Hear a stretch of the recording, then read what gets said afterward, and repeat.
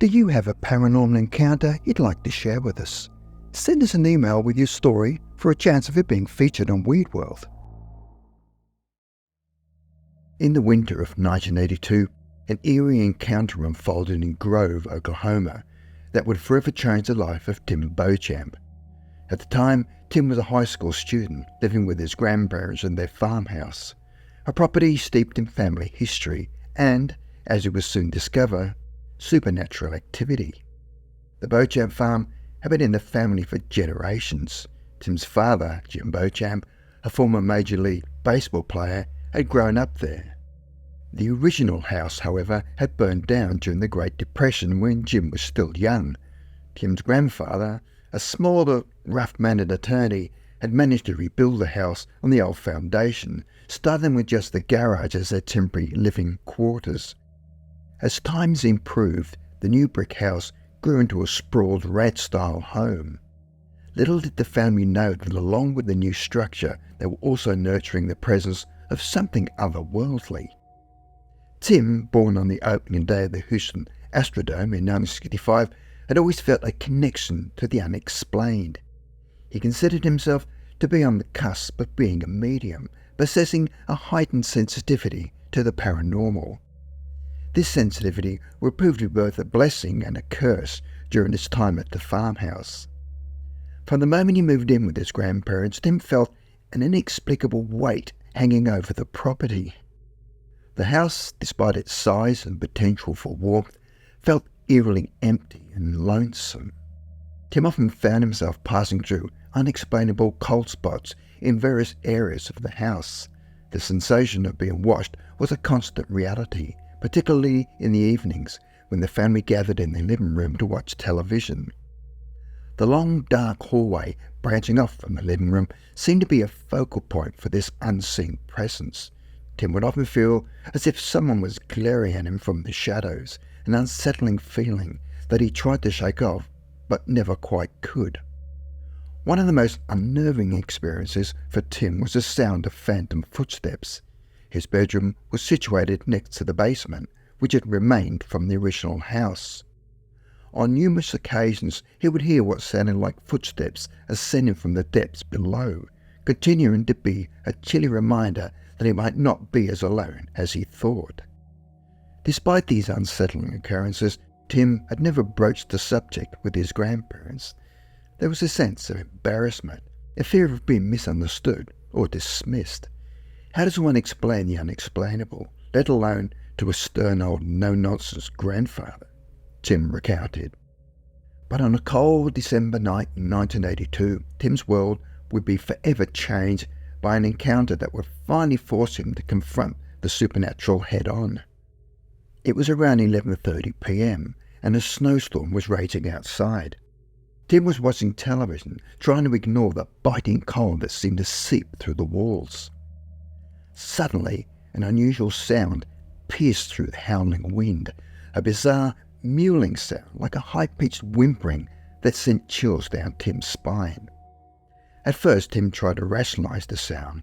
Living in a rural Oklahoma, he was no stranger to the noise of farm animals.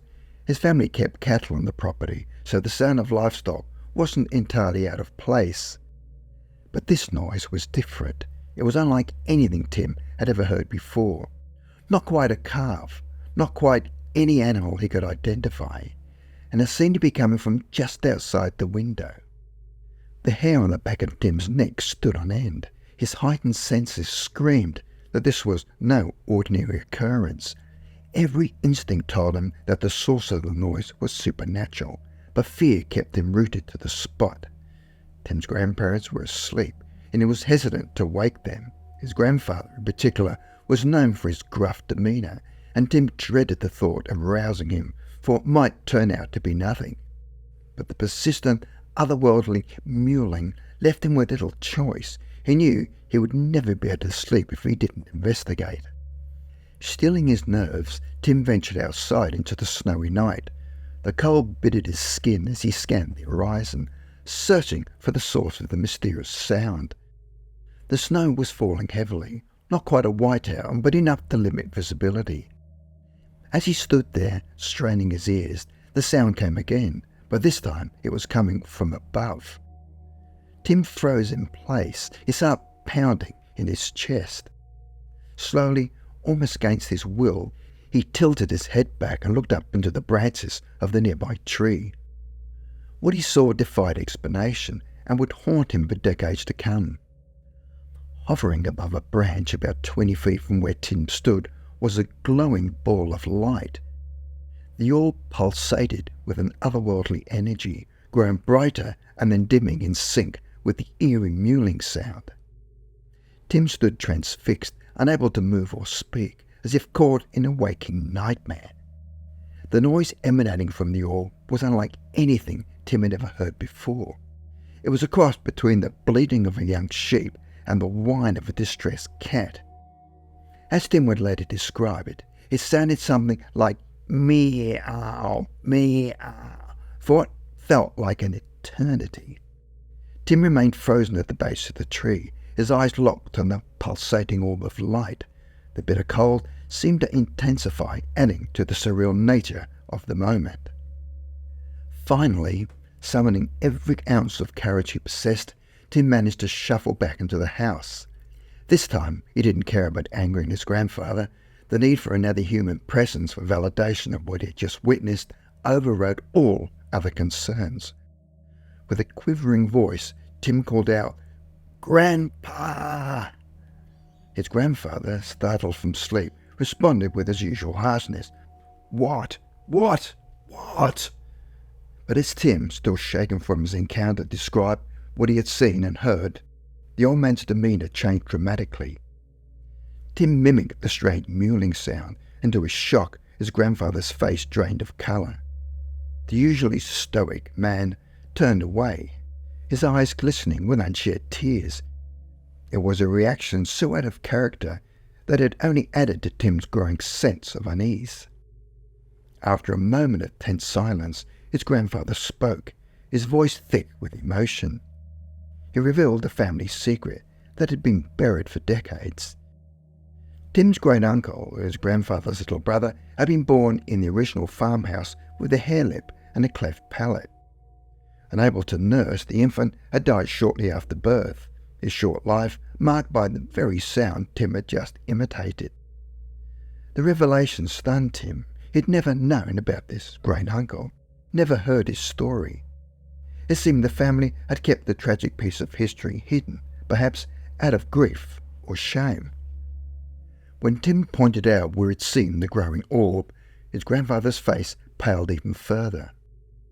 The location, he explained, would have been directly above where the nursery had been in the original house. In the days and weeks that followed, Tim's encounter opened up a floodgate of family history. His mother shared more details about the uncle he'd never known, revealing that the infant had been buried alongside Tim's great-grandmother when she passed away. Their tombstones stood side by side in the cemetery just a mile or two from the farmhouse. The experience left an enduring mark on Tim. It forced him to confront not only the reality of the supernatural, but also the power of family secrets and unresolved grief. The glowing orb and its haunting cry seemed to be a manifestation of a soul longing to be acknowledged, a family member almost forgotten by time. As the years passed, the city of Grove expanded, slowly encroaching on what had once been isolated farmland. The Beauchamp property was eventually sold in the late 1980s, but its legacy lived on. Across from where the house once stood, a high school baseball field now bears the name of Tim's father, Tim Beauchamp's field, a standing symbol of the family's enduring connection to the area. Tim Beauchamp's encounter on that snowy December night in 1982 serves as a tragic omen that sometimes the past refuses to stay buried. It whispers to us from the shadows, cries out from the treetops, demanding to be heard and remembered. For Tim, it was a night that bridged the gap between the world of the living and the realm of the departed, a night that unveiled a hidden chapter of his family history and forever changed his perception of the unknown.